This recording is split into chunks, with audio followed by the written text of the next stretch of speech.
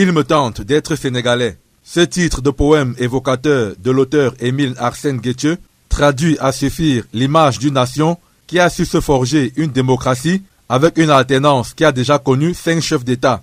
Il s'en sert pour décrire la société camerounaise d'aujourd'hui, celle des tripatouilleurs des urnes, des voleurs à col blanc, des guerres de clans qui menacent d'embraser le pays, avec des hautes instructions dont nul ne connaît ni tête ni queue. C'est avec douleur qu'on le dit, on vit des choses qui parfois nous découragent. Cela peut traduire parce que nous remarquons ces traversées tristes, énormément de jeunes Africains qui meurent à travers le désert parce qu'ils cherchent l'Eldorado ailleurs.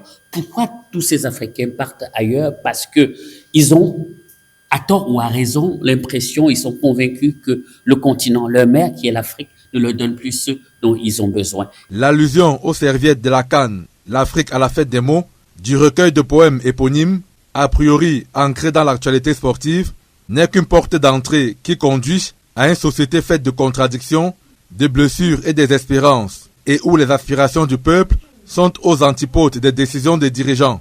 Comment le poète peut parler de la société actuelle, parler de notre continent, parler de cette douleur, parler de ses peurs, mais aussi parler de ses espoirs, parler de son courage et à travers, par exemple, ce Hemley qui est une forme d'abnégation, de foi dont fait montre tant les joueurs, tant de fils d'Afrique à travers le monde. J'ai voulu effectivement prendre prétexte pour dénoncer ce qui a dénoncé et surtout pour rêver que l'Afrique soit meilleure que ce qu'elle est aujourd'hui à travers vraiment cet opus de 18 poèmes.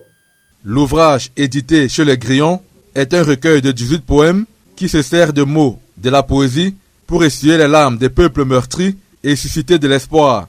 L'ouvrage a été dédicacé le 4 avril 2026 à Douala.